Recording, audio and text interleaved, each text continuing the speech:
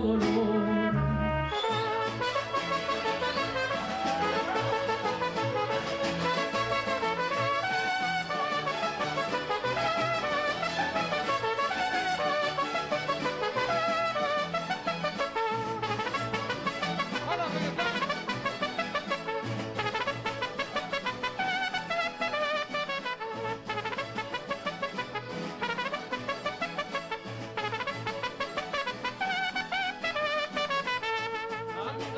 Mariachi music is a combination of Indian rhythms and Spanish culture. In the 15th century, when Hernán Cortés went into Mexico and conquered Mexico, they imposed their culture and their music into the Indian culture.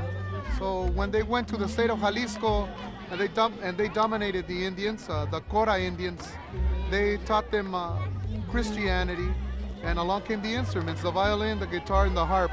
And from there, the warm sounds of those European instruments and the exciting rhythms of the Indians, that's what made mariachi evolve. The original mariachi costume was made up of just a white suit with a red sash, with sandals, and a sombrero made out of hay, practically. And the only people that used to use these suits, what we know now that mariachis use, were the rich people, the Spanish people, the hacienda owners. In 1906, when a four-piece mariachi group named Mariachi El Cuarteto Coculense, Cirilo Marmolejo, from Jalisco, they were invited to play at Chicago's World's Fair in 1906, and they didn't have an outfit to wear. So they used these kind of outfits to represent Mexico. And it was very controversial in those days. A lot of the rich people got offended. How can a mariachi use one of our suits? Because this is our high society suit. Mariachis are not permitted to use this. But after people started seeing mariachi dress this way, mariachi music went all over the world. It started out as an idea that Frank Villalobos and Richard and I had, so that came out of nowhere. We all sort of said, let's do something really good down here to use culture as a way of celebrating this community. We also had the dream because this area, First and Boyle, is synonymous with the mariachi music. It's probably every aspiring mariachi has tried to hustle work out of here. It's like a day camp, labor camp for mariachis. And it's got a great history. All you have to do is talk to some musicians, and everyone they get more pleasure out of playing here because this is part of them than they do probably for a large concert that all of them do.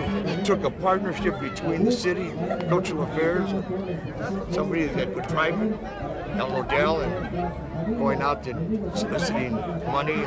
And then we got the MTA interested in it, because I used to be the chairman of it. We were able to persuade them to do a station here on First and Boyle. We wanted to take this opportunity to give these mariachis a dignified place in which to work. So we decided that there were several conditions here, several problems in the street, and we wanted to address them. And one way to address them is we developed the concept of the Mariachi Plaza. That's when the architect Frank Villalobos approached our office and the Department of Cultural Affairs, and we said, hey, this is great. You want to do a plaza, we want to do a festival. Why don't we get together and really do something big? Now, another component to this is that the kiosco that we will be getting, it's a gift from the state of Jalisco, from the governor. On several occasions I have met with the governor. I've traveled to Guadalajara, and his staff has been very supportive of this, and we will be getting a kiosco. So it's a cultural tie between the city of Los Angeles and Guadalajara. The kiosk is going to be shipped to Los Angeles, and it's going to be installed under our project.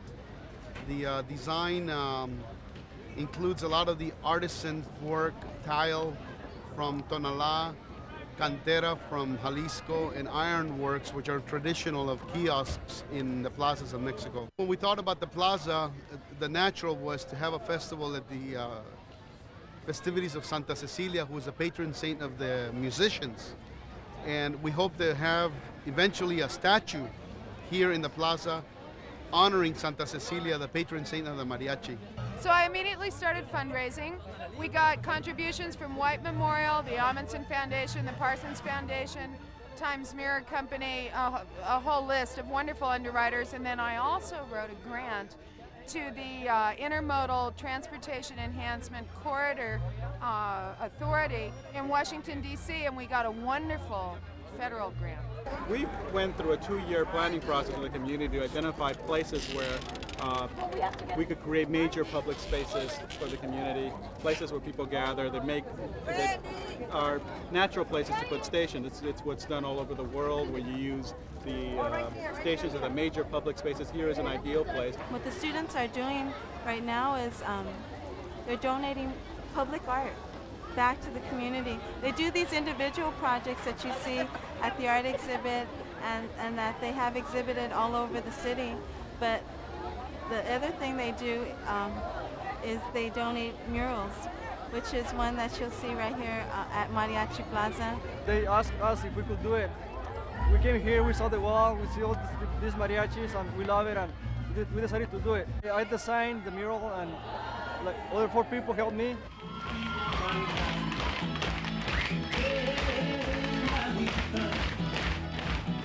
Unos en la arena, unos en la mar, en el carretero le vengo a avisar. Por ahí va la rueda, déjenla rodar, porque la carreta no puede llegar. Por ahí va la rueda, déjenla rodar, porque la...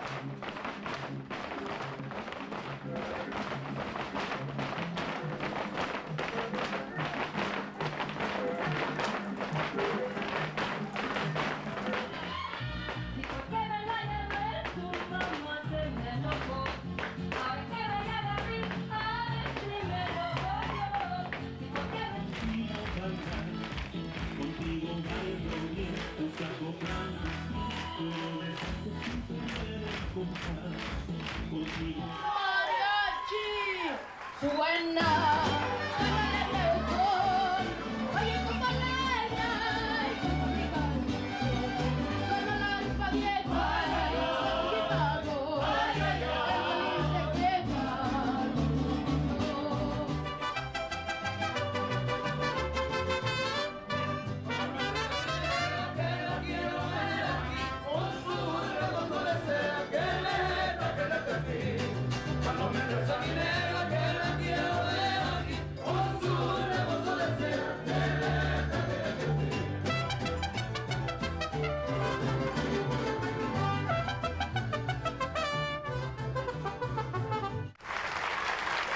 También quisiera dedicar lo demás del programa a los alumnos del Mariachi Heritage Society que se encuentran por allá. Un aplauso porque ellos son el futuro.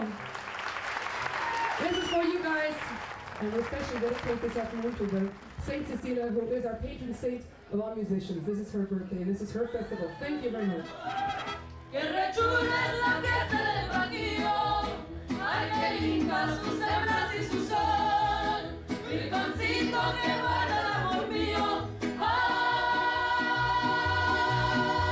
mi vida, tuya es mi corazón.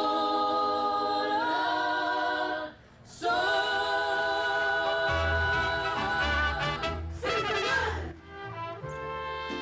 Que vivo en las cantinas, que duermo donde quiera, total que soy un paria, que pronto va a morir. Y yo que soy el mismo que se arrulló en tus brazos, recibo las noticias y no sé qué decir.